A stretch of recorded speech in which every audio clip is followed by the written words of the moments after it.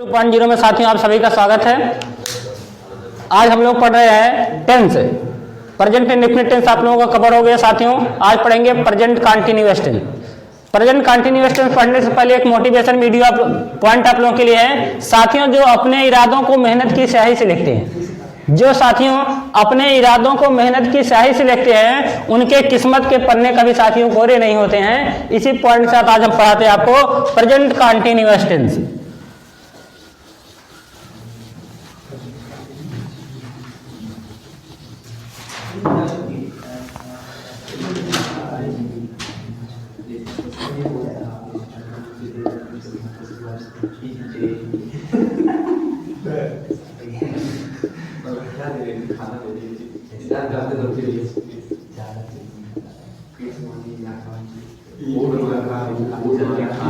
Present continuous tense साथियों ध्यान देंगे। प्रेजेंट कंटीन्यूअस टेंस कैसे जानेंगे कि कोई टेंस प्रेजेंट कंटीन्यूअस टेंस का है।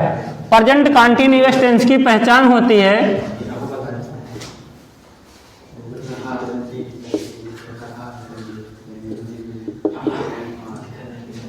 इस टेंस के वाक्यों के अंत में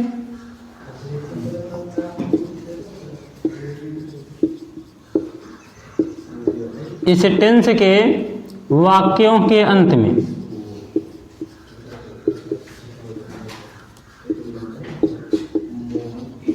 रहा है, रही है, रहे हैं, रहा हूं आदि शब्द आते हैं। साथियों ध्यान देंगे, जब वाक्य के अंत में रहा है, रही है, रहे हैं, रहा हूं आदि शब्द आते हैं तो वो प्रेजेंट कंटीन्यूअस टेंस कहलाता है। प्रेजेंट कंटीन्यूअस टेंस की सहायक क्रिया हेल्पिंग वर्ब साथियों होती है। हेल्पिंग वर्ब, हेल्पिंग वर्ब होता है is, I am, are. Is, I am, are. Present continuous tense की सहायक क्रिया इज, आई एम, आर होता है। ठीक है, जैसे क्या है, मान लीजिए दे दिया गया कि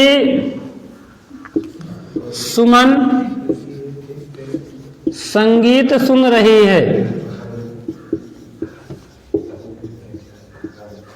सुमन संगीत सुन रही है। साथियों ध्यान देंगे, यहां दिया गया सुमन संगीत सुन रही है। जब वाक्य के अंत में रही है आता है, रहा हूं आता है। जैसे वह पुस्तक पढ़ रहा है, वह पुस्तक पढ़ रहा है, वह पुस्तक पढ़। वाक्य के अंत में रहा है आया है। जब वाक्य के अंत में रहा है, रही है, रहा हूं ऐसे शब्द आते हैं तो वो प्रेजेंट कंटीन्यूअस टेंस होता है। कौन सा टेंस होता है? Present continuous tense.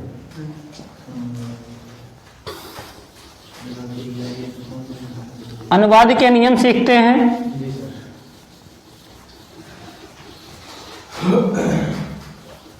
सबसे पहले हम लोग सीखेंगे अफर्मेटिव सेंटेंस के बारे में। अफर्मेटिव सेंटेंस,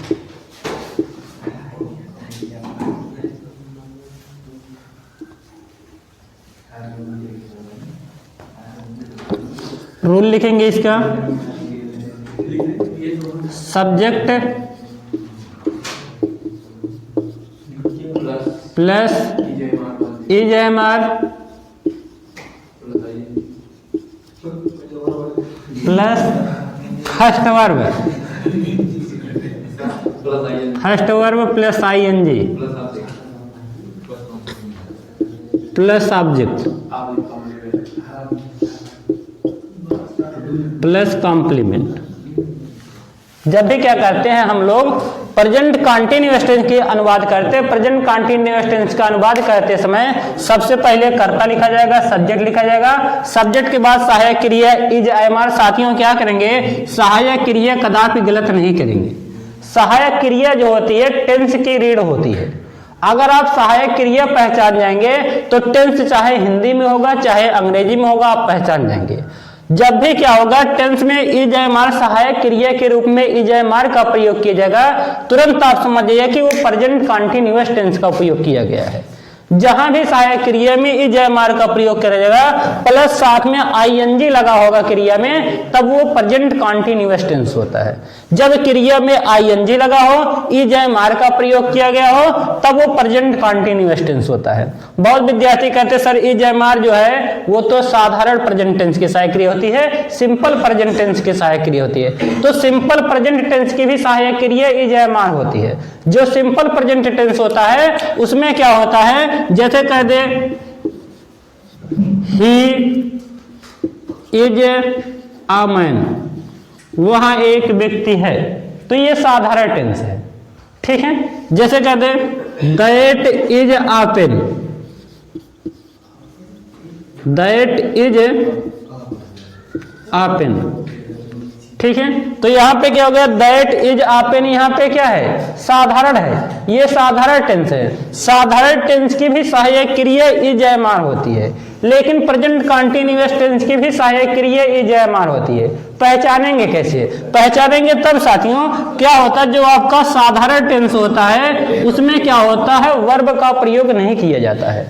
ध्यान देंगे साथियों, जो आपके साधारण टेंस होते हैं, सिंपल टेंस होते हैं, सिंपल टेंस में सहायक मेन वर्ब का प्रयोग नहीं करते, ठीक है। अब जैसे क्या है ही इज अ मैन, ठीक है, वह एक व्यक्ति है। दैट इज अ पेन, वह एक कलम है। तो यहाँ पे क्या है, यहाँ पे आप देखेंगे मेन वर्ब का प्रयोग नहीं किया गया है, कर्ता के द्वारा किए गए कार्य का पता इसमें नहीं चलता है। जो साधारण टेंस होता है, साधारण टेंस में कर्ता के द्वारा किए गए कार्य का पता नहीं चलता है। लेकिन अगर कर्ता के द्वारा किए गए कार्य का जब पता चलता है तब उस टेंस को हम लोग प्रेजेंट कंटीन्यूअस टेंस बोलते हैं। पॉइंट है समझ में। जैसे सीखेंगे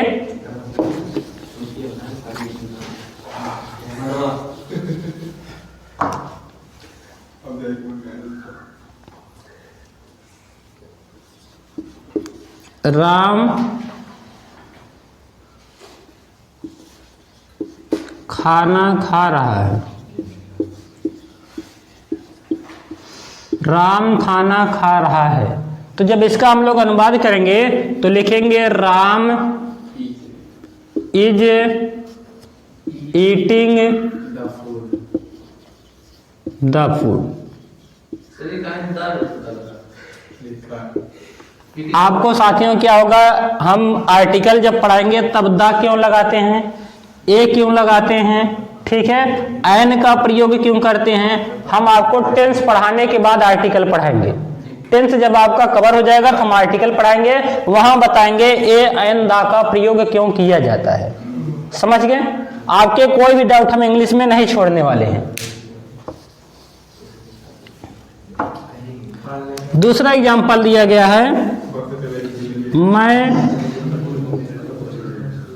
पुस्तक पढ़ रहा हूं, मैं पुस्तक पढ़ रहा हूं।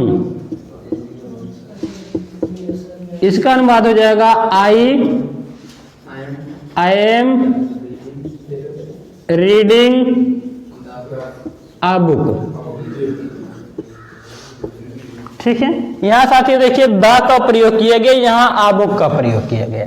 क्यों किया गया, क्या रीजन है कि बुक के साथ ए का प्रयोग किया गया, फूड के साथ द का प्रयोग किया गया, ठीक है। इन सब के बारे में हम आज नहीं बताएंगे, अगली वीडियो में आर्टिकल में पढ़ाएंगे।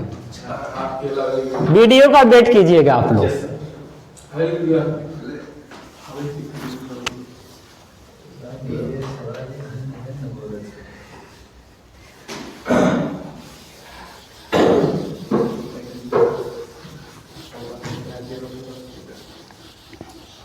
चलिए साथियों सीखेंगे negative sentence. Negative sentence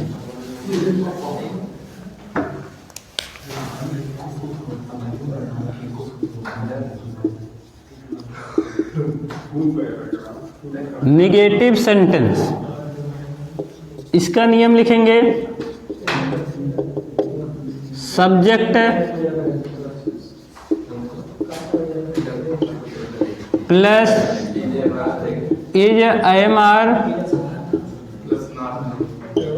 plus not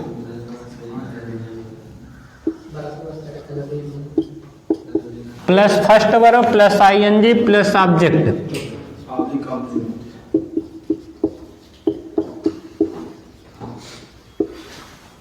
चलिए साथियों, जब भी क्या करते हैं, ऐसी बात नहीं है कि केवल प्रेजेंट कंटिन्यूअस टेंस, जब भी आप क्या करेंगे, किसी भी टेंस का निगेटिव सेंटेंस का जब अनुवाद किया जाता है, निगेटिव सेंटेंस का अनुवाद कोई भी टेंस हो, प्रत्येक टेंस में नेगेटिव सेंटेंस का अनुवाद करते समय सबसे पहले सब्जेक्ट कर्ता लिखा जाता है, कर्ता के बाद सहायक क्रिया लिखा जाता है, सहायक क्रिया के तुरंत बाद नॉट का प्रयोग किया जाता है। जब भी नेगेटिव सेंटेंस का हम लोग अनुवाद करते हैं तो ध्यान रखेंगे, नॉट हमेशा सहायक क्रिया के बाद लगाया जाता है और वर्ब के पहले लगाया जाता है। इस बात को याद रखेंगे, नॉट का प्रयोग जब भी करेंगे सहायक क्रिया के तुरंत बाद और वर्ब के तुरंत पहले किया जाता है। समझ गए? तो हो जाएगा सबसे पहले सब्जेक्ट, फिर सहायक क्रिया इज AMR जरूरत के अनुसार, फिर नॉट का प्रयोग, फर्स्ट वर्ब का प्रयोग, ING का प्रयोग, ऑब्जेक्ट का प्रयोग, कॉम्प्लीमेंट का प्रयोग। ठीक है, तो यहां से क्या होता है, कुछ बच्चे कंपटीशन की तैयारी करते हैं, कुछ बच्चे अपने क्लास के नोट्स बनाते हैं, तो ये वीडियो साथियों सबके लिए इंपॉर्टेंट है। यहां से हम लोग क्या करेंगे, दिया गया है राधा विद्यालय नहीं जा रही है, विद्यालय नहीं जा रही है,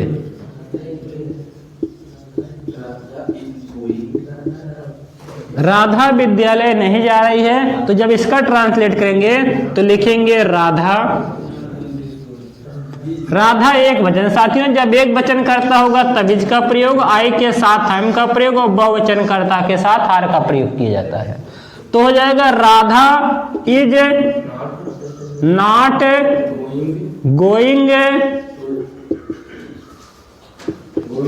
टू स्कूल।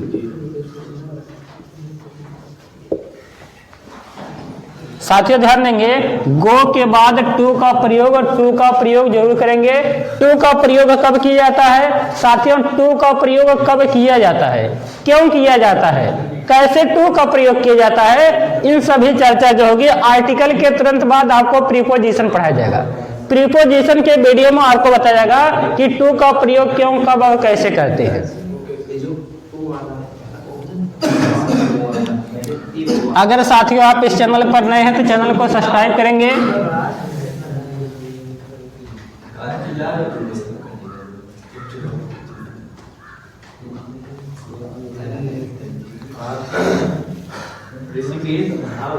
वे अपना कार्य नहीं कर रहे हैं,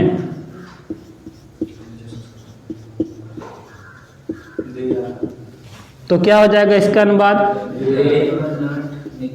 दे आर नॉट डू माने साथियों करना होता है, they are not doing their work.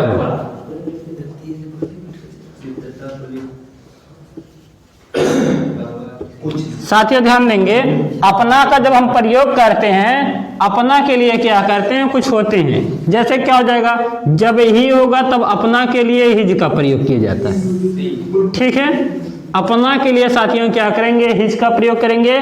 किसी का नाम होगा, अगर पुरुष में होगा, पुरुष में अगर किसी का नाम होगा, नाउन होगा, किसी का नाम होगा, तब हिज का प्रयोग किया जाता है। लेकिन ध्यान देंगे पुल्लिंग का प्रयोग होना चाहिए। ठीक है, इसके बाद क्या होता है, सी का, जब सी होगा साथियों तब अपना के लिए हर का प्रयोग किया जाता है। जब कोई नाउन होगा, स्त्रीलिंग में किसी महिला का नाम, लड़की का नाम होगा साथियों, तब अपना के लिए हर का प्रयोग किया जाता है। ठीक है, आई के साथ साथियों माई का प्रयोग किया जाता है। जब आई शब्द होगा, आई के लिए माई का प्रयोग, अपना शब्द कहेंगे।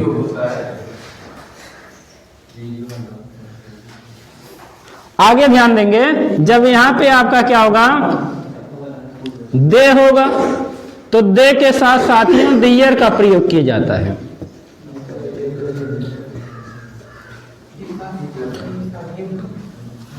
ठीक है, अगर वी होगा बी के साथ आवर का प्रयोग किया जाता है। ये होते अपना के अंग्रेजी लिखते हैं, जब सब्जेक्ट ही होगा तो अपना के लिए हिज का प्रयोग, किसी व्यक्ति का नाम होगा तो अपना के लिए हिज का प्रयोग, सी का जब प्रयोग होता तब अपना के लिए हर का प्रयोग, किसी लड़की का नाम होगा तब अपना के लिए हर का प्रयोग, आई के साथ माई का प्रयोग, दे के साथ दियर का प्रयोग और बी के साथ साथियों आवर का प्रयोग किया जाता है। ठीक है,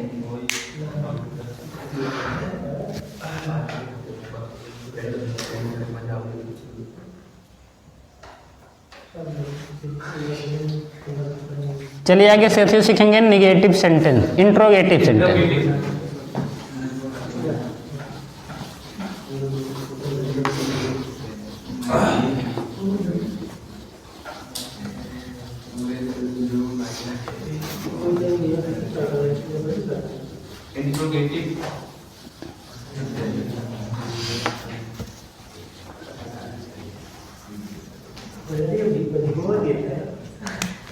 इंट्रोगेटिव सेंटेंस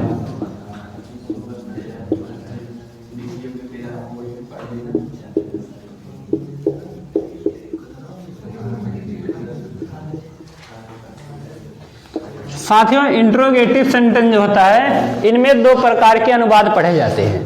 पहला अनुवाद आपका होता है यस और नो टाइप के क्वेश्चन।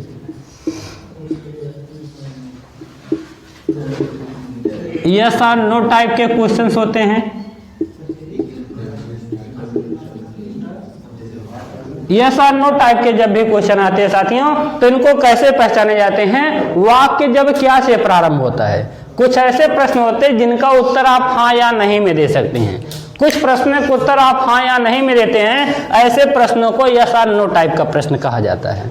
ठीक है, तो इनका जब हम लोग अनुवाद करते हैं तो अनुवाद करते समय सबसे पहले helping verb is, I am, are plus is am are के बाद किसका प्रयोग करते हैं? सब्जेक्ट का प्रयोग करते हैं। साथियों हमेशा क्या करते हैं, जब इंट्रोगेटिव सेंटेंस होगा या सर नो टाइप का क्वेश्चन होता है, सबसे पहले सहायक क्रिया, सहायक क्रिया के बाद सब्जेक्ट, सब्जेक्ट के बाद first verb plus ING plus object plus complement, अंत में साथियों क्वेश्चन मार्क का प्रयोग। ठीक है, जैसे दिया गया है, क्या आप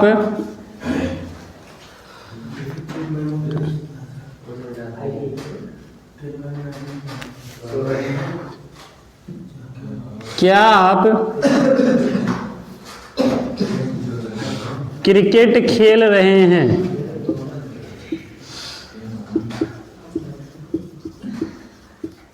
क्या आप क्रिकेट खेल रहे हैं?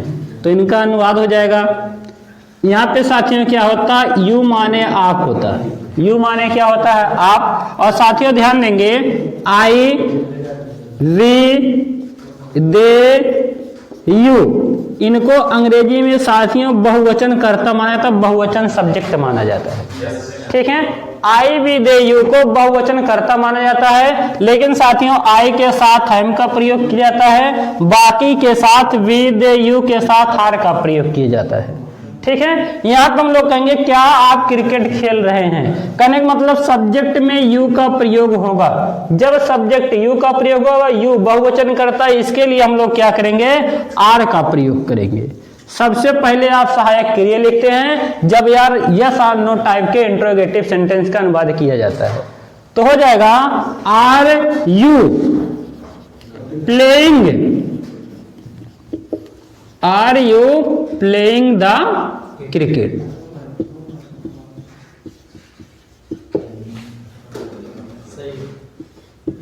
ठीक है, दूसरा आपका दिया गया है, क्या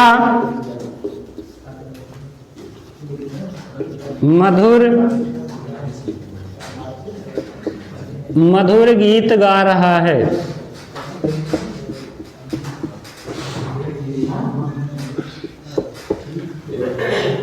ट्रांसलेट दिया गया है, क्या मधुर मधुर गीत गा रहा है। साथियों आप कहेंगे मधुर यहाँ पे एक नाम है, एक कर्ता है, तो हो जाएगा इज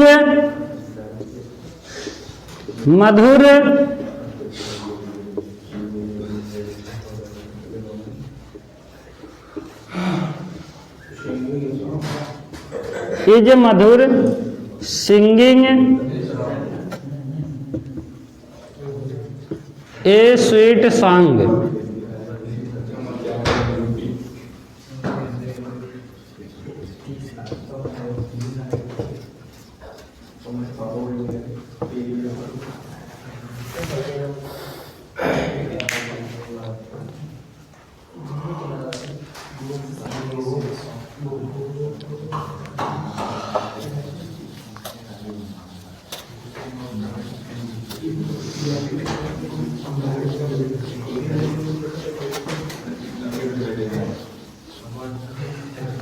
अगला टाइप हम लोग सीखेंगे WES टाइप क्वेश्चन। साथ ही इसमें क्या होता है, प्रश्नवाचक शब्द वाक्य के बीच में होता है। जब प्रश्नवाचक शब्द वाक्य के बीच में होता है तब उसको WES टाइप का क्वेश्चन कहा जाता है। ठीक है, तो इनका जब आप अनुवाद करेंगे तो सबसे पहले लिखेंगे इंट्रोगेटिव वर्ड, इंट्रोगेटिव वर्ड के बाद इज, आई एम, आर। ठीक है, सबसे पहले प्रश्नवाचक शब्द, तब सहायक क्रिया, तब सब्जेक्ट, तब पहला वर्ब लिखेंगे, ING जोड़ेंगे, ऑब्जेक्ट और कॉम्प्लीमेंट का प्रयोग करेंगे। ये इनका नियम होता है। ठीक है, एग्जाम्पल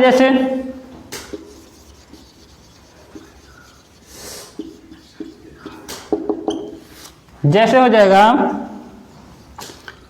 आप ऐसा क्यों कर रहे हैं।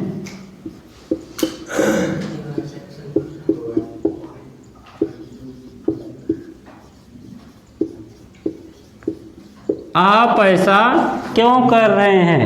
तो साथियों इनका क्या हो जाएगा, व्हाई माने क्यों। सबसे पहले प्रश्नवाचक शब्द का प्रयोग किया जाएगा, तो आप लिखेंगे व्हाई। अब आप जानते हैं किसके माने आप होता है, यू माने, तो हो जाएगा why are you, why are you.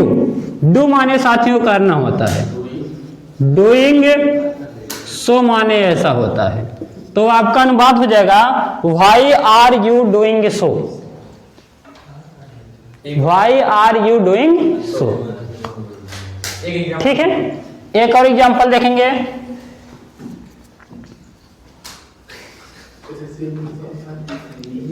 Naina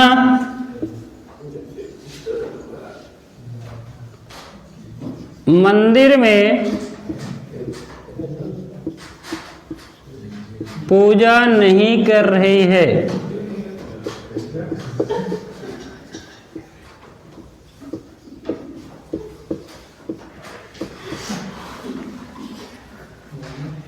translate करेंगे तो हो जाएगा, अच्छा, नैना मंदिर में पूजा क्यों नहीं कर रही। चलिए ठीक है, आप लोग करें सर, ठीक है, पूजा क्यों नहीं कर रही है। चलिए साथियों, जब इनका अनुवाद आप करेंगे तो हो जाएगा नैना मंदिर में पूजा क्यों नहीं कर रही है। तो लिखेंगे व्हाई, व्हाई इज नैना।